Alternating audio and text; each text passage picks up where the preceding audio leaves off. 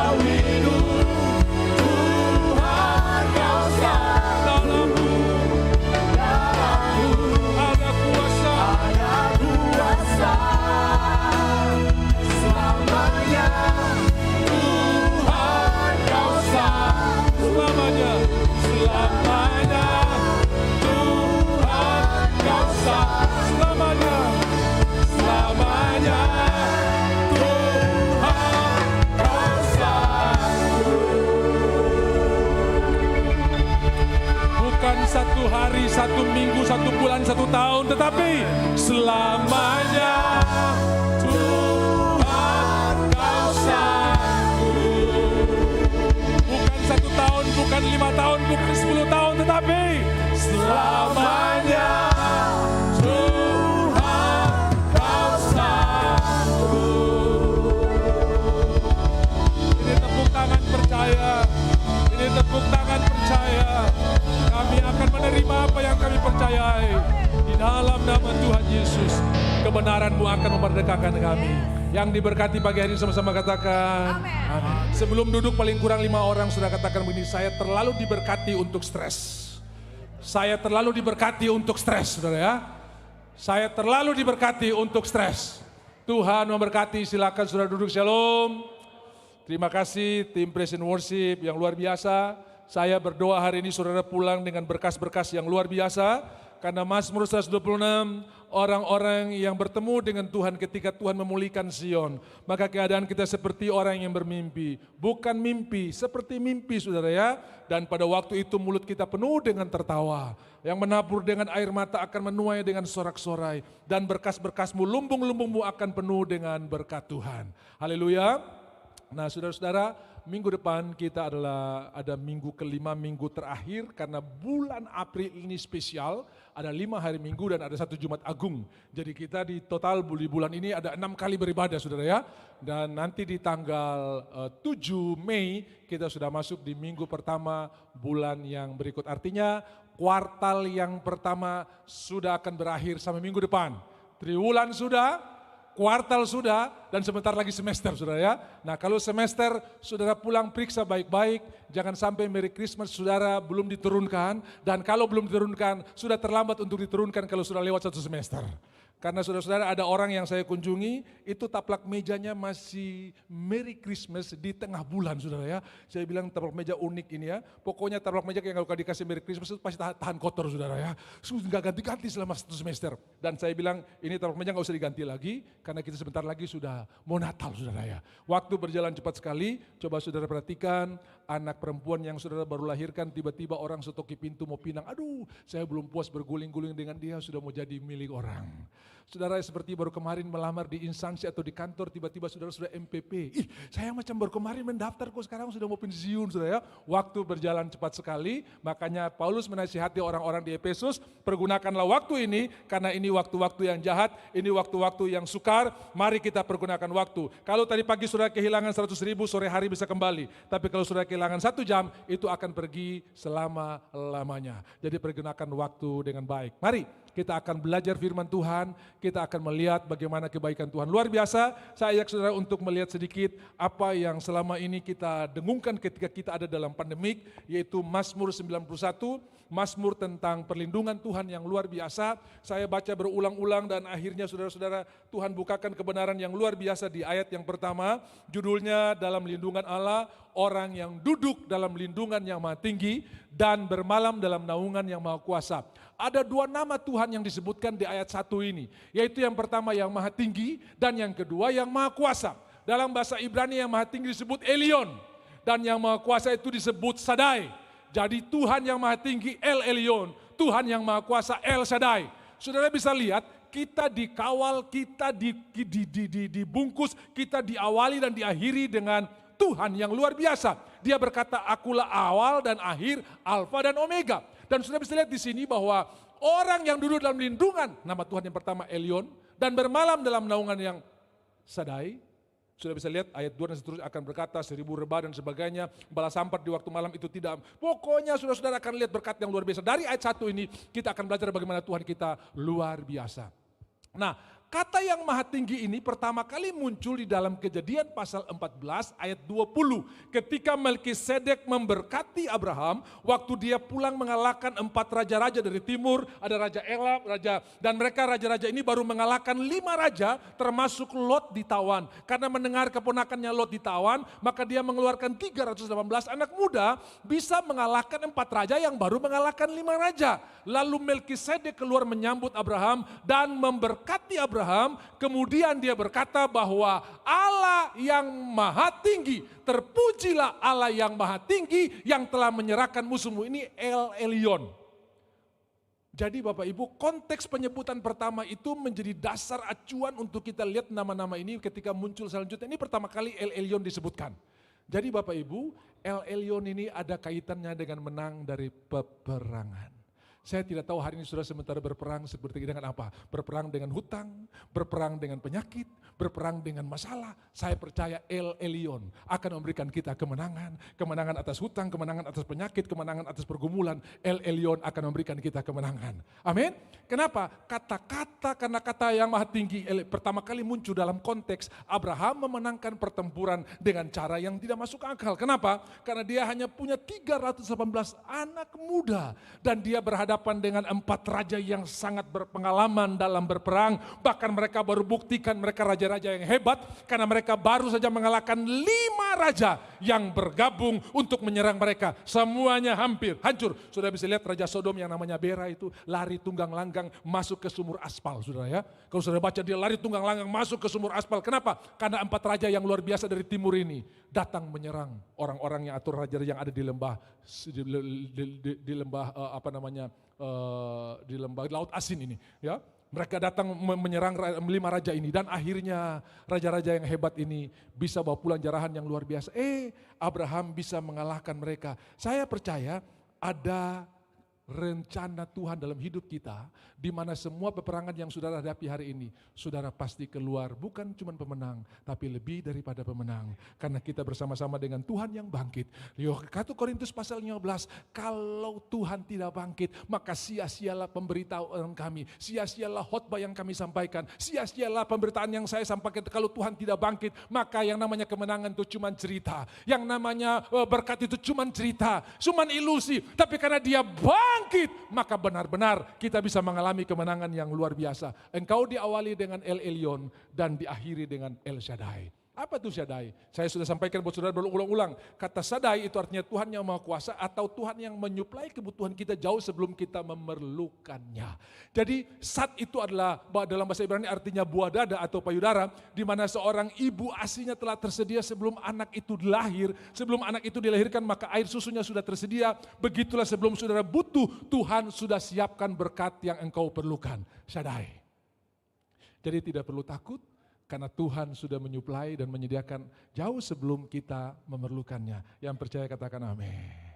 Tuhan tidak bingung, aduh kebutuhanmu sulit sekali. Sementara saya lihat stok dulu ya. Ya mohon maaf, tadi pagi dari Dok 8 sudah minta dan itu tinggal terakhir sisanya. Tunggu ya, kita order dari pabrik dulu. Mungkin seminggu lagi baru datang barangnya. Tidak. Setiap hari Tuhan berikan mana buat orang Israel. Dan ada yang coba mengambil mana itu untuk besok hari. Mana itu tidak bisa dimakan. Kenapa? Karena Tuhan bilang setiap hari Tuhan akan suplai dengan mana yang baru. Fresh from the oven. Setiap pagi rahmat Tuhan baru. Ratapan 3 ayat 22, 21, 22, 23. Tetapi hal-hal inilah yang kuperhatikan. Itu sebabnya aku berharap ya tak berkesudahan kasih setia Tuhan. Tak habis-habis rahmatnya selalu baru setiap pagi. Besar kesetiaan Tuhan. Artinya apa? Tuhan tidak pernah berkati saudara dengan berkat kemarin. Setiap pagi baru berkat Tuhan.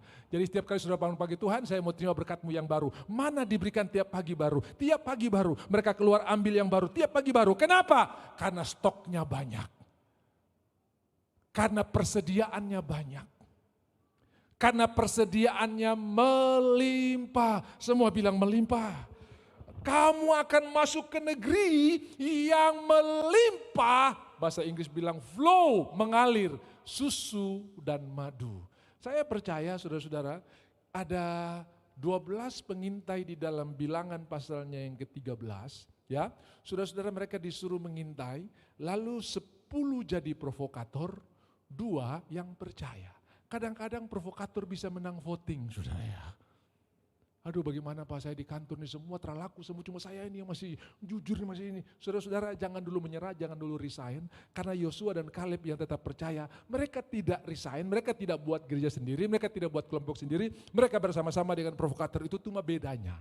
Mereka tidak mengalami penghukuman walaupun mereka berjalan bersama-sama dengan, masa saya mesti kalah sama orang-orang ini, saya mesti fight. Saudara kadang-kadang kita kalah sama mereka. Tapi bukan berarti saudara sudah selesai, bukan. Bahkan yang 10 ini mati sebelum waktunya. Yosua dan Kaleb jadi pemimpin-pemimpin yang luar biasa. Mereka bisa masuk ke tanah Kanaan yang tadinya cuma dengar, sekarang mereka bisa mengalaminya. Yang tadi diberitakan nanti kamu pergi susunya banyak, madunya banyak, mengalir luar biasa. Oh amin, amin, amin. Kami akan pergi ke negeri yang banyak susu dan madunya. Bahkan Yosua dan Kaleb bukan cuma dapat cerita, tapi mereka mengalami. Ada 2 macam orang Kristen, yang satu cuma mendengar, tapi yang satu mengalami. Saya berdoa saudara mengalami berkat Tuhan yang luar biasa. Bukan cuma mendengar, percaya.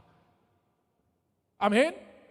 Ada ajudan raja, ahli ekonomi, analisanya luar biasa. ketika inflasi terjadi dengan luar biasa, di mana ibu-ibu sampai makan anak, saudara-saudara ya. Ibu-ibu sampai konsumsi anak kandungnya karena begitu hebatnya kelaparan. Lalu ada dua ibu yang punya anak, tidak disebutkan ayahnya anak ini ada, tapi ibu-ibu ini punya anak, kemudian mereka begini, ini daripada kita mati begini, bagaimana kalau hari ini potong anak saya, besok potong anakmu, saudara-saudara. Oke, begitu potong anaknya dia hari ini, besoknya mau dipotong anak temannya yang sudah dia janji, sudah mereka janji, anak ini disembunyikan, ibunya menyembunyikan anaknya. Lalu perempuan yang anaknya sudah disembelih, sudah dimakan sama-sama, datang pergi mengadu sama raja. Dan raja tahu kalau ada orang mengadu pasti masalah ekonomi. Raja berkata, sapu gudang sudah habis, sapu stok sudah habis, bagaimana saya bisa tolong kamu? Oh tidak.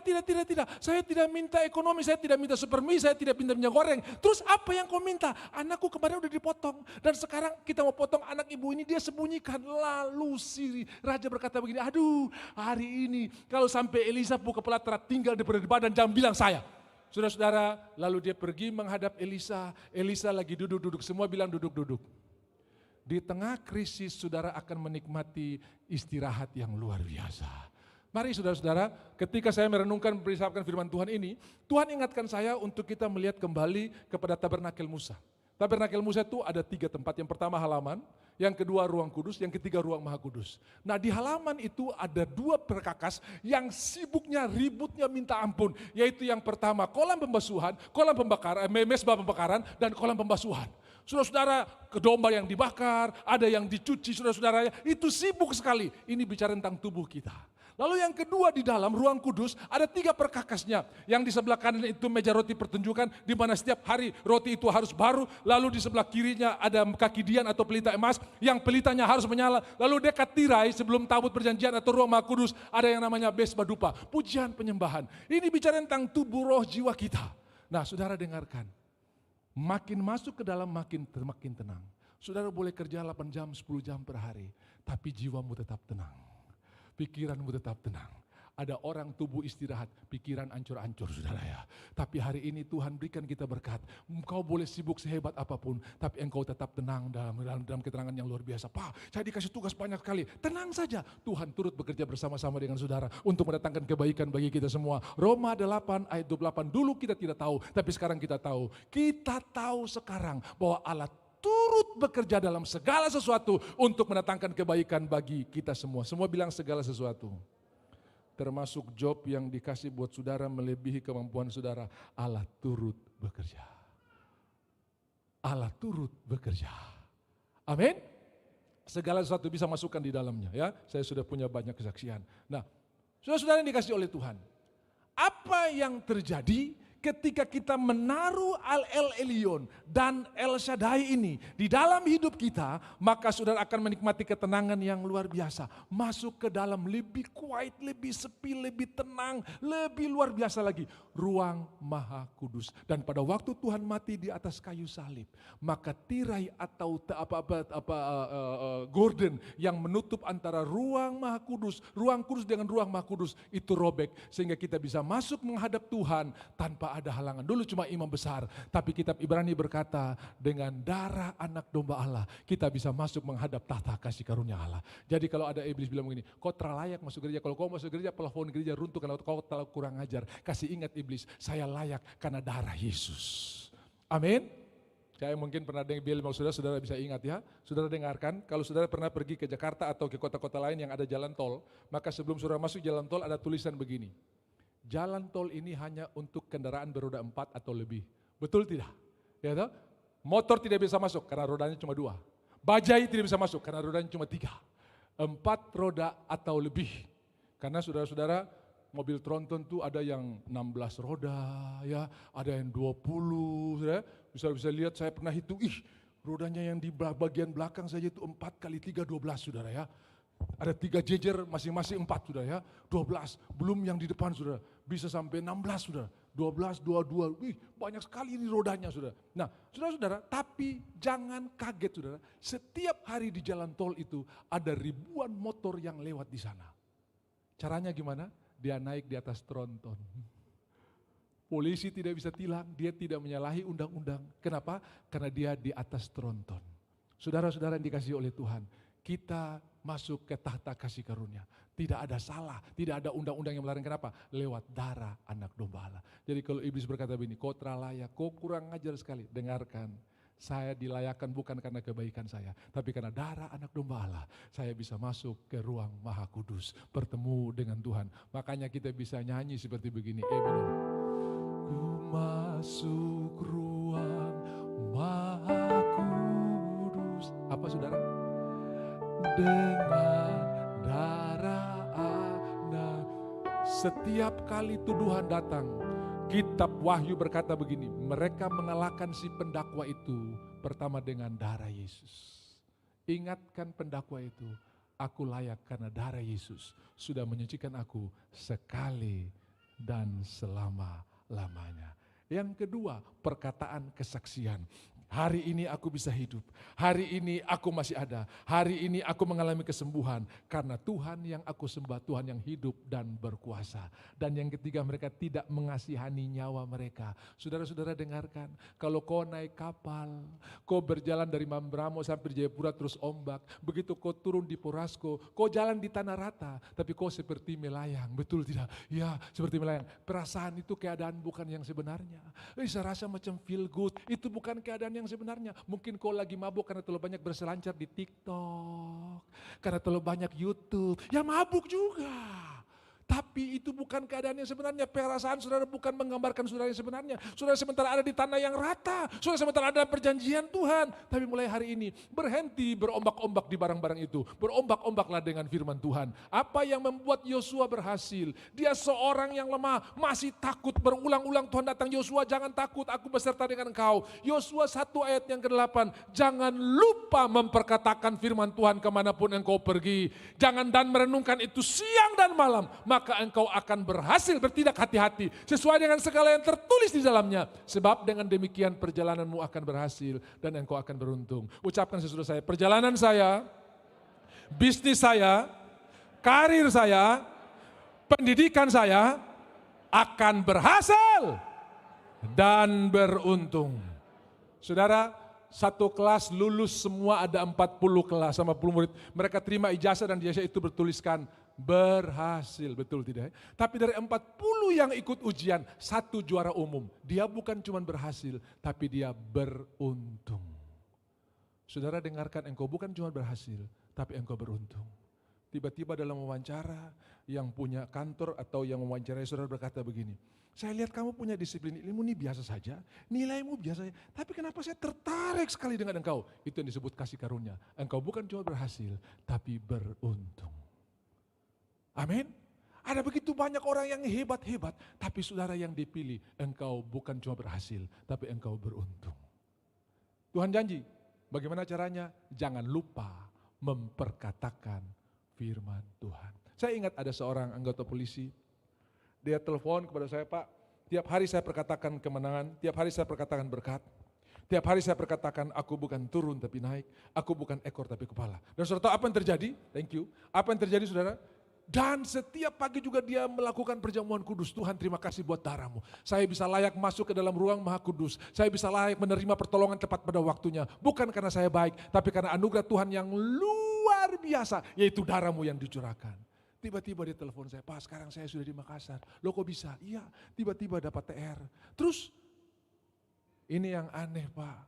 Saya dikasih posisi yang tidak memungkinkan karena bukan level pangkat saya. Loh kok bisa?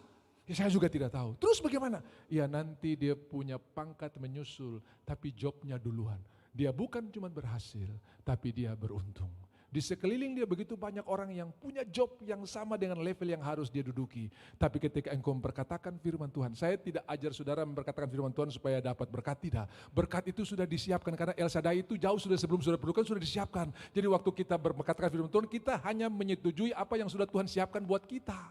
Bukan Tuhan, tunggu saya lihat dulu ya kok file terlambat masuk, ada yang file masuk duluan, kok proposal tidak. Sudah disiapkan, jadi waktu saudara memperkatakan firman Tuhan, Tuhan, saudara sementara menyetujui apa yang sudah Tuhan rencanakan buat saudara, sebab seluruh rencana Tuhan berangkat dari kasih-Nya. Tidak ada yang berangkat dari marahnya. Waktu Tuhan membacakan kepada orang-orang di Nazaret tentang apa yang ditulis dalam Yesaya pasal 461 ayat yang pertama, saudara-saudara ya. Roh Tuhan Allah ada padaku. Di dalam Lukas pasal 4, dia mengambil kitab waktu pergi ke rumah Tuhan, membukanya dan membacanya. Hari ini genaplah apa yang kamu baca, yaitu Roh Tuhan Allah ada padaku untuk memberitakan tahun rahmat Tuhan telah tiba, memberikan penglihatan kepada orang buta, melepaskan orang-orang dari tawanan. Lalu dia menutup kitab itu, padahal masih ada kalimat yang di belakang, yaitu memberikan pembalasan terhadap orang-orang berdosa. Karena sekarang ini bukan waktu pembalasan, waktu kasih karunia Tuhan.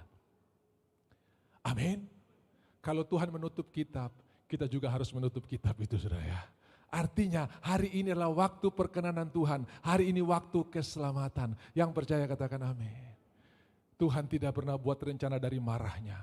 Hari ini dia sangat mengasihi saudara. Hari ini dia sangat mencintai saudara. Buktinya dia mau mati di atas kayu salib untuk menggantikan saya dan saudara. Saudara, dia tidak pernah berbuat dosa. Tapi dia menjadi berdosa karena dia mengambil dosa saya dan saudara. Tidak ada salah. Pilatus bilang kami tidak menemukan salahnya. Herodes tidak menemukan salahnya. Semua tidak menemukan salahnya. Dia anak domba Allah yang menghapus dosa isi dunia tanpa ada salahnya. Nah sekarang saya tanya, kalau orang tidak pernah berbuat dosa bisa jadi berdosa? Nggak bisa, karena dia mengambil dosa saya dan saudara. Terus apakah kita bisa jadi benar tanpa membuat kebenaran? Bisa, karena kebenaran dari Tuhan datang dalam hidup kita. Sehingga hari ini kalau saya hidup benar, karena saya sudah dibenarkan, bukan untuk dapatkan kebenaran. Yesus tidak pernah berbuat dosa, tapi dia menjadi dosa karena saya dan saudara. Artinya kita juga bisa menjadi benar tanpa harus berbuat benar. Kebenaran Tuhan diberikan buat kita, sehingga kebenaran itu akan menuntun kita untuk hidup di dalam takut akan Tuhan. Yang percaya katakan amin.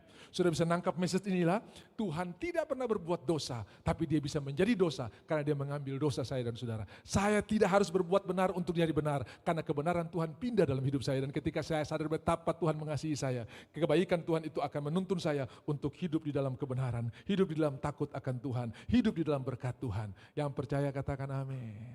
Jadi mulai hari ini saudara yang sakit berkata oleh bilur-bilur Yesus, aku sudah sembuh. Saudara yang berkekurangan katakan, Allahku akan memenuhi segala keperluanku menurut kekayaan dan kemuliaan dalam Kristus Yesus Tuhan. Filipi 4 ayat yang ke-19. Saudara yang lemah berkata begini, aku kuat karena Dia. Saudara yang susah berkata begini, aku penuh dengan penghiburan karena Dia. Amin. Saudara yang terikat bisa berkata begini, aku bebas karena Tuhan. Tiap kali saudara mau buka situs porno, saudara bilang begini, aku telah dibebaskan karena Tuhan. Saudara yang terikat dengan minuman keras, waktu saudara pegang sloki, aku kebenaran dalam Kristus, saudara ya. Tiba-tiba saudara-saudara, apa yang kau ucapkan akan mengubah saudara. Sama seperti tadi kan, kita sakit, kita bilang kita sudah sembuh. Lah kalau kita berdosa, kita bilang apa? Aku sudah dibenarkan oleh perbuatan Tuhan. Karena ketaatan satu orang membuat aku jadi orang benar. Bukan ketaatan saya. Bilang di sebelah kau, duduk di sebelah orang benar. Bukan karena kau kebenaran, bukan karena kau tadi pagi saya sudah jaga hati Pak. Saya mau marah Pak. Pokoknya tadi saya jaga, saya mau marah. Tiba-tiba Pak ada satu kurang ajar sekali. Aduh, saya rasa terlalu layak sekali. Dengarkan, kau perasaan itu bukan keadaan yang sebenarnya. Kau dibenarkan bukan karena kau rasa benar atau kau salah. Tidak.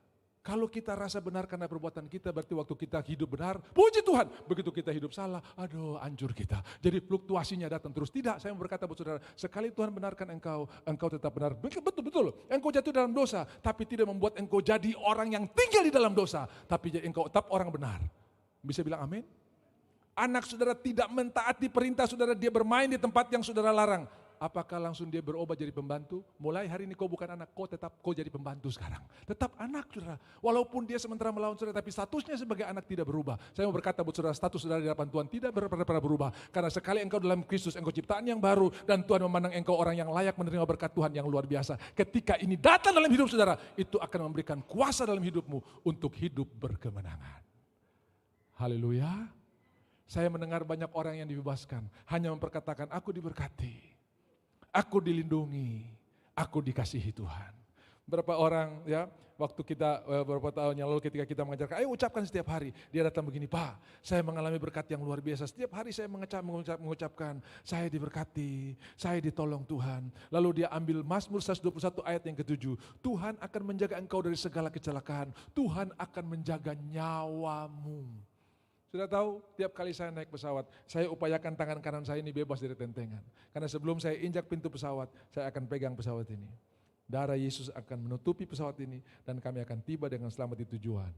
Begitu naik turbulensi, saya tidur nyenyak. Puji Tuhan tadi musik yang, Bapak tadi ketemu pucat ini, goyang terus, apalagi di Makassar. Saya bilang, satra rasa. Kenapa? Kata hari itu saudara nyungsep masuk, tiba-tiba sudah di surga Tuhan bilang begini, tadi kok kecelakaan yang lain, kira-kira begitu ya. Sudah, selesai. Makanya jangan persoalkan, jangan bicarakan bagaimana orang mati. Tapi yang kita harus persoalkan bagaimana kita hidup. Amin.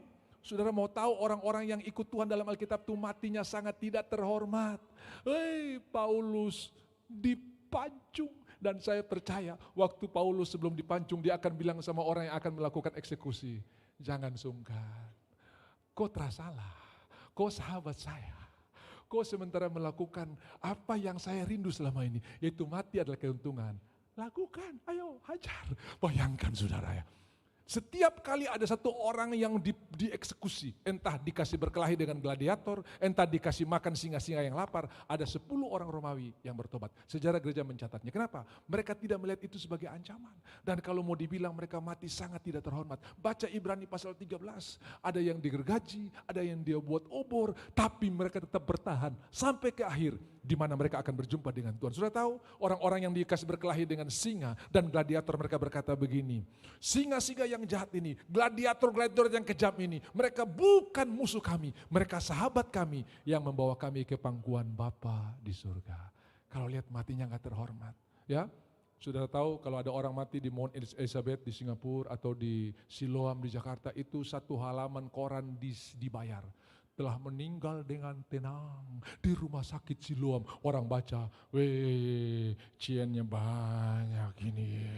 Saudara, kita kadang-kadang puji-puji orang mati, tapi hidupnya sebetulnya kalabor setengah mati saudara ya. Lebih baik saudara punya hidup indah, mati mungkin kalabor, tapi hidup memuliakan Tuhan. Apa yang terjadi sampai hari ini, tulisan Paulus dibicarakan, dan apa yang saya bicarakan juga ini adalah tulisan dari orang yang matinya tidak terhormat, disembelih. Petrus lebih parah lagi, dia mau lari ke Yerusalem karena tadinya dia di Roma. Penganiayaan begitu hebat, orang-orang Kristen ditangkap, dia lari. Sejarah gereja mencatat, di satu perjalanan dia melihat penglihatan Tuhan dengan wajah muram. Lalu Petrus tanya, Tuhan engkau mau kemana? Aku mau pergi ke Roma untuk mati kedua kali. Taulah Petrus, dia tidak harus meninggalkan Roma. Dan itu waktunya, dia ditangkap oleh Kaisar Nero. Kemudian sebelum dia dieksekusi, dia kasih permintaan dan permintaannya dituruti. Saya tidak layak mati seperti Tuhanku, dengan disalibkan kepala di atas kaki di bawah. Saya mau disalibkan tetapi kaki di atas kepala di bawah. Dan permintaannya dituruti. Sangat hina, tapi hidup mereka memberikan warna sampai hari ini. Bisa bilang amin? Jadi bukan bagaimana matinya. Boleh saudara minta gak apa-apa, tapi saudara-saudara Tuhan menjamin sejak kematiannya di kayu salib, maut telah dikalahkan. Jadi sebetulnya bukan masalah lagi kematian. Kematian bukan lagi masalah. Kenapa? Karena kita akan diberikan tubuh yang baru. Saudara-saudara yang telah kehilangan anak mungkin dari muda. Saudara mungkin kehilangan orang-orang yang masih dalam kandungan mungkin sudah meninggal. Dengarkan, saudara akan bertemu dalam tubuh yang sangat mulia. Tidak ada penyakit jantung di sana lagi. Dia tidak punya penyakit kronis. Dia punya tubuh yang mulia. Dia punya tubuh yang luar biasa. Forever young, tidak pernah tua. Never grow old, tidak pernah bertumbuh tua. Kita akan bertemu dengan tubuh yang mulia. Tubuh yang luar biasa. Tubuh yang tidak dibatasi oleh ruangan, yang bisa masuk saudara ya, bisa tembus di sana. Tubuh itu akan kita terima, karena maut sudah dikatakan, dikalahkan. Di manakah sengatmu hai maut? Dan musuh yang terakhir adalah maut, dikalahkan oleh Tuhan. Tuhan tidak pernah merencanakan manusia untuk mati. Tapi karena manusia memilih untuk memberikan tiket kehidupan kepada musuh, maut datang. Tapi dia datang untuk mengambil maut itu supaya kita diberikan hidup. Makanya Tuhan berkata, siapa yang percaya kepadaku ia akan hidup walaupun ia sudah mati. Ada banyak orang hidup yang mati, saudara ya. Mati rasa, mati sukacita, mati pengampunan, mati segala-galanya. Tapi hari ini siapa yang percaya kepada Tuhan, diberikan kuasa untuk menjadi anak-anak Allah. Semua bilang kuasa. Saudara-saudara, kata kuasa di dalam Injil Yohanes itu dikatakan, siapa yang percaya kepadaku akan diberikan kuasa. Kuasa itu dalam bahasa Yunaninya adalah exousia. Semua bilang exousia. Exousia itu artinya wibawa. Bukan karena saudara punya kekuatan, bukan karena saudara punya power, tapi karena saudara punya wibawa. Saya berikan ilustrasi seperti begini. Ada mobil dengan cc 3.500 ya. Saudara-saudara tahu ada mobil yang lebih hebat, lebih banyak juga cc dari 3.500. Kalau sudah lihat ada tronton itu cc-nya bisa 6.000 saudara ya. Nah, mobil itu bisa mengangkut berton-ton ya. Dia bisa mengangkut 10 ton, dia bisa mengangkut 20 ton. Tetapi kalau ada seorang polisi mungkin pangkatnya tidak tinggi, tapi dia dengan baju seragam, dengan baju dinas polisi, hanya dengan mengangkat tangan, maka mobil dengan tenaga yang luar biasa itu pasti akan berhenti karena polisi ini punya wibawa.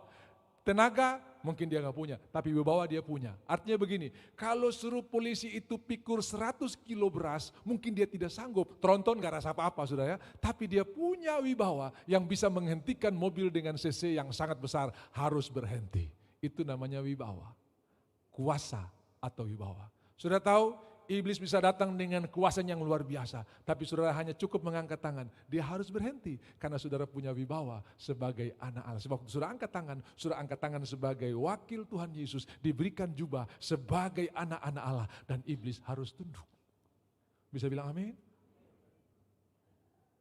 Kalau ada seorang prajurit datang kepada komandannya atas nama panglima, maka komandannya harus tunduk. Kenapa? Dia datang atas nama panglima. Saya berkata buat saudara ini, engkau bukan datang atas nama panglima yang ada di bumi, tapi engkau datang atas nama panglima di atas segala panglima, namanya Yesus. Dan setiap kali engkau berkata dalam nama Yesus, maka iblis harus tunduk. Kenapa? Engkau telah diberikan wibawa dan kuasa. Katakan amin. Pernah enggak kita pakai kuasa ini?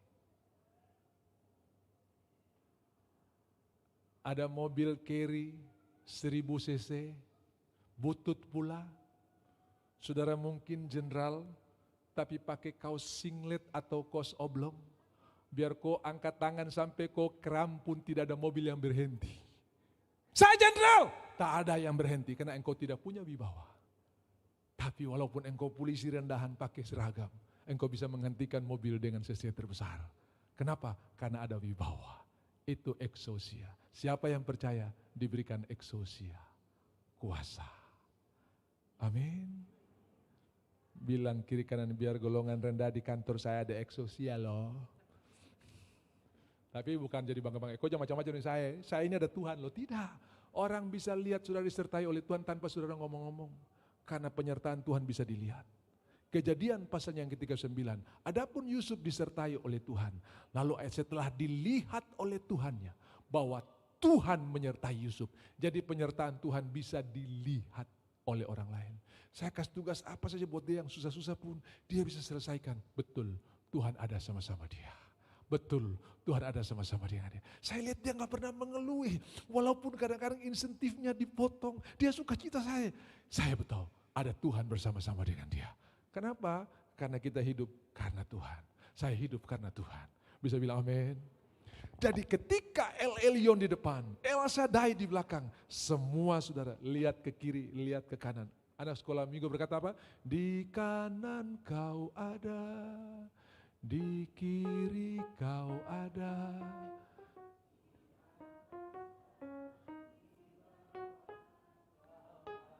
Jadi sekali-sekali belajar lagu-lagu anak sekolah minggu saudara ya. Dengarkan Bapak Ibu, orang boleh pele kiri kanan muka belakang. Tapi don't bisa pele yang dari atas saudara ya.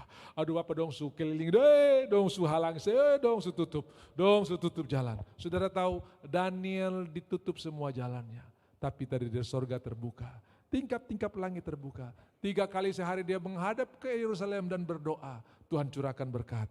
Singa-singa tidak bisa menjadi ancaman bagi Daniel. Dia hidup dalam kemenangan yang luar biasa. Percaya Tuhan kita Tuhan yang luar biasa, amin. Dan mari kita akan pergi ke Lukas pasalnya yang ke-9. Saya akan berhenti di sini karena saya mau berkata buat saudara, semua properti yang Tuhan berikan buat saudara tidak akan hilang. Semua berkat yang ada pada saudara tidak akan hilang. Bahkan saudara mungkin hitung-hitung, saudara bisa kalkulasi. Aduh, saya punya modal dan saya punya utang, lebih banyak saya punya utang. Dengarkan, Tuhan sanggup mengubah itu menjadi kelimpahan yang luar biasa. Saya sudah mendengarkan banyak cerita. Tahun 98 ketika krisis terjadi, saudara-saudara ya, ada banyak anak Tuhan yang punya usaha, yang jadi konsultan, yang menjadi kontraktor, tiba-tiba mereka jatuh miskin. Kenapa? Karena hutang mereka tiba-tiba membengkak, sementara modal mereka tidak ada. Saya mendengarkan beberapa orang yang berkata begini, Pak, kalau bukan Tuhan, saya sudah game. Tapi karena Tuhan, yang hilang Tuhan kembalikan berlipat kali ganda. Dan sudah tahu tiap kali dia bangun properti, yang pertama kali dia lakukan adalah sisihkan satu lahan untuk rumah Tuhan. Kenapa? Karena dia betul-betul menyaksikan, sudah harus game, sudah harus habis, tapi Tuhan berkati dengan luar biasa. Baca 2 Raja-Raja pasal 4, bagaimana perempuan yang anaknya sudah mau diambil sebagai jaminan atau gadaian daripada hutang yang tidak mungkin dia bayar. Tapi ketika dia datang kepada Tuhan, Tuhan bisa mengubah orang minus menjadi orang yang berkelimpahan luar biasa. Tuhan yang sama masih ada bersama-sama dengan kita hari ini. Jadi jangan dulu stres, karena Tuhan masih melancarkan berkat-berkat yang luar biasa. Saat Lukas pasal yang ke-9 ini cerita tentang bagaimana Tuhan memberi makan 5.000 orang. Saudara, ada 5.000 laki-laki dalam cerita ini ditulis oleh semua Injil. Baik Matius, Markus, Lukas, dan Yohanes. Saya akan ambil dalam Injil Lukas saja, bagaimana Tuhan memberi makan 5.000 orang ini. Nah, kita lihat di dalam ayat 15, sebab di situ ada kira-kira 5.000 orang laki-laki. Kalau Alkitab berkata laki-laki itu bicara tentang keluarga, kepala keluarga ya. Berbahagialah orang laki-laki yang takut akan Tuhan. Mazmur 128 dalam terjemahan yang lain ya. Kalau terjemahan Alkitab kita yang sekarang ini, berbahagialah orang yang takut akan Tuhan. Istrimu berarti itu laki-laki atau suami, ya kan? Anak-anakmu seperti tunas poisa. Ini istrimu seperti pohon anggur di sekelilingnya. Nah, saudara-saudara, lalu di sini disebutkan laki-laki berarti ada istri, ada anak. Nah, kalau yang hadir ini anaknya satu saja 15.000. Anaknya 2, 20.000 saudara-saudara. Jadi ini lebih dari 5.000 karena yang dibilang laki-laki tidak termasuk perempuan dan anak-anak dalam kitab Injil Yohanes. Nah, saudara-saudara mungkin kita hitung saja, ada yang baru menikah, belum punya anak, ada yang sudah menikah, ya 15.000 lah saudara-saudara ya. Paling kurang 15.000. Lalu mereka duduk 50 kelompok, 50 orang per kelompok. Kalau 5.000 saja, maka ada 100 kelompok. Betul tidak? Kalau 5.000 saja ada 100 kelompok, 10.000, 200 kelompok. Kenapa? Satu kelompok 50-50. Dan yang layani cuma 12 murid. Kalau ada 100 kelompok maka rata-rata satu murid melayani paling kurang 10 kelompok. Bolak-balik. Dan tidak mungkin dia bisa bawa dengan berkas yang banyak-banyak itu 10 kelompok, tidak mungkin. Ya, satu kelompok 50, kalau 10 kelompok kan 500 saudara ya. 500. Jadi pasti dia bolak-balik sama Tuhan. Mungkin dia pakai dia jubah yang banyak itu saudara ya. Tuhan isi, habis Tuhan. Sama seperti kalau kita perjamuan terus orang banyak saudara-saudara ya. Petugas datang ulang-ulang, habis Pak. Seperti begitu. Nah saudara lihat per kelompok kira-kira 50. Nah lalu kita lihat ayatnya yang ke-15. 15. Murid-murid melakukannya dan menyuruh semua orang banyak itu duduk. Karena Tuhan bilang berkelompok. Lihat ayatnya yang ke-16. Apa yang Tuhan lakukan? Ia mengambil. Ia menengadah. Ia mengucap berkat. Ia memecah-mecahkan. Saudara, hari ini stop lihat kopu saldo. Lihat ke atas. Ini yang ketahuan nih pasti saldo minim, ini saldo minimum saudara-saudara ya. Stop lihat kopu saldo. Karena Tuhan ambil 2 ekor ikan, di depan dia 5.000, dia terlihat gimana caranya ini mau kasih makan dorang ini. Gimana caranya mau bayar tagihan, ini anak punya uang kuliah semua bayar, apalagi sebentar lagi dia semua naik kelas ini. Stop lihat yang di kopu tangan, lihat ke atas. Hei jemaat, stop lihat kopu saldo, lihat ke atas. Kalau kau lihat kopu saldo, kau pusing. Gimana ini? Tapi kalau kau lihat ke atas, kau tersenyum. Haleluya. Kalau kau lihat ke atas kau akan bersuka cita. Tetapi hal-hal ini yang kuperhatikan. Ratapan yang ditulis oleh Yeremia ini menghadapi begitu banyak persoalan. Coba kita tahan dulu, kita pergi ke ratapan pasal 3 yang saya ucapkan tadi di awal. Bahwa di sekeliling kita begitu banyak persoalan, tapi berhenti lihat persoalan, melihatlah pertolongan yang daripada Tuhan. Ya, tetapi hal-hal inilah yang kuperhatikan, oleh sebab itu aku akan berharap. Apa itu? Tak berkesudahan. Dari mana? Dari atas. Kasih setia Tuhan datang dari mana? Dari atas. Mazmur 121, aku melayangkan mataku ke gunung-gunung. Apa itu gunung? Sesuatu yang bisa dijangkau, sesuatu yang bisa dijamah, sesuatu yang bisa ditaklukkan. Bahkan gunung tertinggi di dunia pun sudah ditaklukkan. Mount Everest sudah ditaklukkan. Tetapi pertolonganku datang daripada Tuhan. Mazmur 121. Itu di ayat 7, ayat di atas, ini ayat ayat 1 ya, aku melayangkan mataku ke gunung-gunung, dari manakah akan datang pertolonganku? Pertolonganku ialah dari Tuhan yang menjadikan langit dan bumi. Ia takkan membiarkan kakimu goyah, penjagamu tidak akan terlelap, sesungguhnya tidak terlelap dan tertidur penjaga Israel. Tuhanlah penjagamu, Tuhanlah naunganmu di sebelah tangan kananmu. Matahari tidak menyingkiti engkau pada waktu siang atau bulan pada waktu malam. Tuhan akan menjaga engkau terhadap segala kecelakaan. Ayat 7, ia akan menjaga nyawamu. Tuhan akan menjaga keluar masukmu dari sekarang sampai selama-lamanya. 8 ayat saja. Saya hafal, saudara. Amin. Dan kalau saya hafal ini, saya tidak akan terombang-ambing kalau bilang dolar ancur, Amerika mau serang ini. Saya terombang-ambing, tenang saja. Tapi kalau tiap hari begitu buka, Amerika akan menyerang Taiwan. Dan saudara, macam-macam saudara ya. Lalu sudah mulai bingung, dulu di mana kita akan hidup ini. Pindah. Kau pergi ke tempat dimanapun selama di bumi, semua persoalan ada. Kecuali kau tinggal di dalam hadirat Tuhan. Amin. Jadi kemana aku bisa lari? Aku lari kepada hadirat Tuhan. Kemana aku bisa pergi? Aku pergi kepada Tuhan. Saudara-saudara, lalu ratapan pasal 3, tadi ayat 22. Tak berkesudahan kasih setia Tuhan. Dari mana? Dari atas. Tak habis-habisnya rahmatnya. Dari mana? Dari atas. Yakobus 1 ayat 17. Tolong dicatat baik-baik. Yakobus 1 ayat 17. Semua pemberian yang baik dan anugerah yang sempurna datang dari atas. Semua bilang dari atas. Setiap pemberian yang baik dan setiap anugerah yang sempurna datang dari mana? Itu yang Tuhan menengadah. Dan sebagai pengikut Tuhan, menengadalah ke atas. Ia pegang 5 roti dan 2 ekor ikan. Kemudian ia menengadah ke atas. Ia mengambil, bukan melihat, tapi ia menengadah ke atas. Amin. Nanti tanggal 29 atau tanggal 1 saudara terima gaji. Ya tak? Habis terima, jangan bilang aduh kasbon belum bayar. Ini belum bayar. Lihat saja ke atas. Waktu sudah lihat ke atas, tiba-tiba Tuhan bekerja, bahkan selera pun. Yang tadi kau ingin yang aneh-aneh, tiba-tiba Tuhan ganti dengan kepuasan yang luar biasa. Tiba-tiba saya sutra ingin barang itu. Tuhan bisa mengubah hasrat saudara menjadi kemuliaan bagi namanya. Amin. Ia memperbaharui hasratku. Ia memperbaharui aku seperti Raja Wali pada masa mudanya. Cerita tentang oma dan cucu yang cari kelereng malam-malam. Tuhan bisa mengubah hati. Kadang tidak selalu keadaan yang dirubah, tapi hati saudara yang dirubah. Kan tahu kan? Dong cari kelereng yang hilang, kelereng kesayangan cucunya, angkat kursi, angkat sofa, angkat meja, enggak ketemu. Akhirnya oma bilang, cucu, oma sudah lelah, oma sudah capek.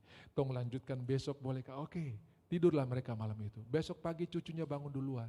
Dan omanya langsung menebak karena melihat wajah cucunya berseri-seri. Langsung omanya bilang begini, pasti kau sudah dapat kopu kelereng kesukaan tuh. Belum oma. Loh, terus kenapa kau happy sekali? Tuhan seroba sapu hati terlalu ingin barang itu lagi, saudara ya. Kadang keadaan tidak dirubah, hati kita yang dirubah, saudara ya. Bisa bilang amin? Ia membarui hati kita. Saudara-saudara yang dikasih oleh Tuhan. Saya tidak punya waktu untuk cerita bagaimana kalau Tuhan baharui hati kita. Saudara sangat puas dengan apa yang ada pada saudara. Sudah tidak terganggu lagi untuk jadi, tiba-tiba saya sudah ingin barang itu lagi. Kenapa? Tuhan telah taruh rasa puas yang luar biasa di dalam saudara. Rasa puas itulah yang dimiliki oleh perempuan Samaria. Sehingga dia lupa, tidak punya inginan yang lain, hanya ingin melayani Tuhan. Amin. nanti yang kau perlukan Tuhan akan tambahkan. Lihat ayatnya yang ke-23, ya, selalu baru tiap pagi, besar setia Tuhan. Dari mana? Dari atas. Tuhan menengadah ke atas. Lalu apa yang terjadi? Besar setia Tuhan. Lalu kita pergi ke Injil Lukas pasalnya yang ke-9 tadi. Ayat 16. Tuhan kemudian melihat ke atas. Memecah-mecah, mengucap berkat. Menengadah ke langit dan mengucap berkat. Semua bilang mengucap berkat. Setiap kebenaran yang sudah ucapkan itu adalah berkat.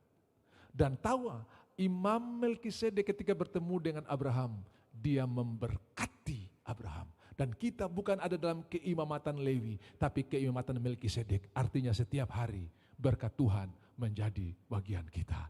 Ia mengucapkan berkat, lalu memecah-mecahkan roti itu dan memberikan kepada murid-muridnya supaya dibagi-bagikannya kepada orang banyak. Di mana mujizat itu terjadi? Bukan di tangan murid-murid, tapi di tangan Tuhan. Di mana kelimpahan terjadi? Bukan di tangan saudara, tapi di tangan Tuhan. Mari coba saya tunjukkan dalam terjemahan Indonesia sederhana. TIS, ya, terjemahan Indonesia sederhana. Dikatakan begini, ya, Yesus mengambil 5 roti dan 2 ikan itu memandang ke langit, memandang ke sorga, dan mengucap syukur kepada Allah atas makanan itu. Kemudian dia menyobek-nyobek roti dan menyuwir-nyuwir ikan itu. Lalu terus, katakan terus. Jadi terus berkat itu mengalir, terus seperti minyak yang mengalir untuk janda di Sarfat, seperti minyak yang mengalir untuk janda di Sarfat yang tinggal punya sedikit minyak dibuli-buli, dan juga minyak yang mengalir untuk seorang janda yang punya utang banyak, mengalir terus menerus, minyak itu mengalir, roti itu mengalir, berkat itu terus lalu memberikannya kepada murid-muridnya, sementara mereka membagi-bagikan kepada orang banyak. Mereka bawa Tuhan kelompok sana habis, bawa lagi Tuhan kelompok sana habis, terus Tuhan memberkati, bukan cuma 1 hari, bukan cuma terus Tuhan memberkati saudara, terus Tuhan memberkati saudara. Sampai kapan? Sampai pada kekekalan. Amin. Sampai pada kedatangannya yang kedua kali, kita akan tinggal bersama-sama dengan Tuhan selama-lamanya. Jadi Bapak Ibu yang dikasihi oleh Tuhan, dengarkan. Saya tidak peduli hari ini kau punya masalah utang. Saya tidak peduli hari ini kau punya masalah kesehatan. Tapi Tuhan yang pegang roti, Tuhan yang pegang hidup kita akan terus memberkati kita.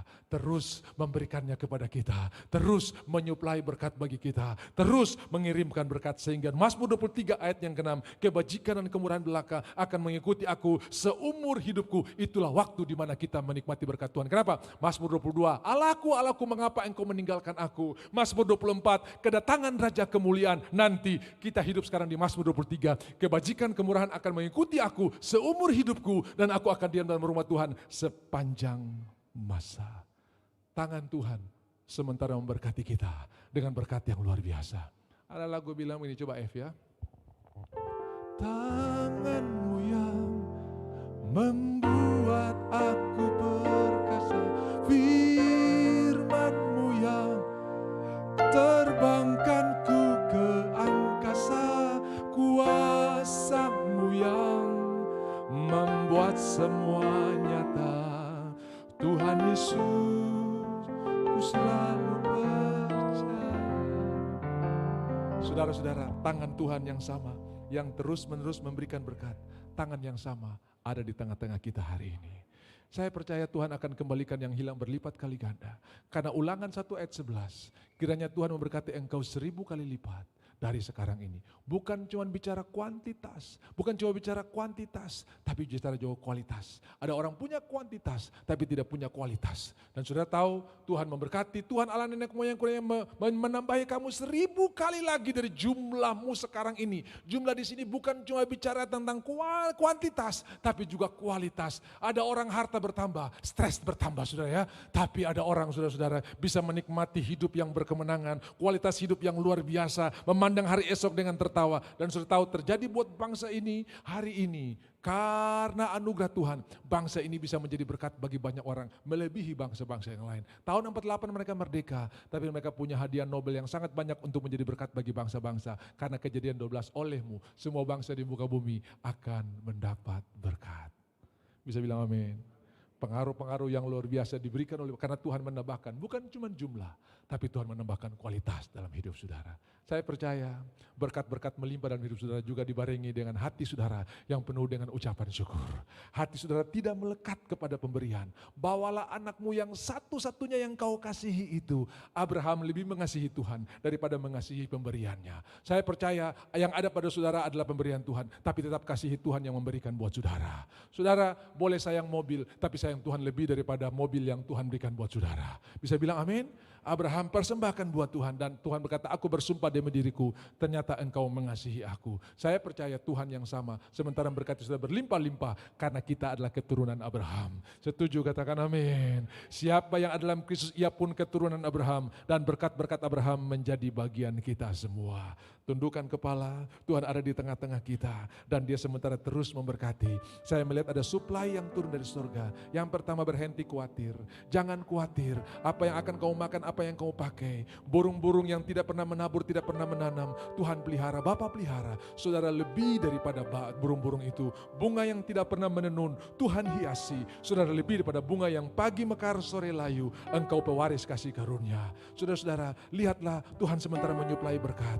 Jangan khawatir, karena begitu saudara khawatir, selang-selang yang mengalir dari surga itu seperti dipencet sehingga berkat itu tertahan. Mulailah percaya, mulailah bersyukur. Yang pertama Tuhan mengambil, ia bersyukur, ia menengadah ke langit, ia bersyukur. Mulailah bersyukur, berhenti mengomel, berhenti mengeluh. Kenapa jabatanku belum naik-naik? Kenapa pangkatku belum naik-naik? Mulai bersyukur. Saudara lihat supply dari surga akan datang. Saudara akan lihat pertolongan Tuhan akan datang. Saudara tidak sementara menjepit selang-selang itu, tapi waktu saudara bersyukur, selang itu dengan bebas datang menyerbu saudara dengan berkat yang luar biasa.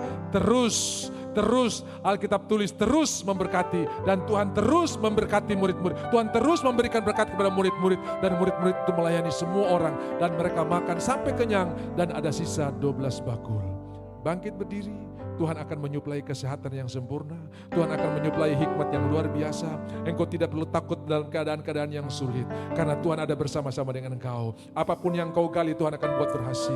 Ishak menggali sumur dan sumur itu berbual-bual. Diambil orang, dia gali lagi. Berbual-bual, diambil orang. Digali, dia gali lagi. Apapun yang kau kerjakan, Tuhan akan buat berhasil. Kenapa? Karena Tuhan terus memberkati. Tuhan terus, bukan cuma satu kali. Tapi terus, dia memberkati saudara berlimpah-limpah. Dia memberkati saudara dengan luar biasa. Haleluya, haleluya.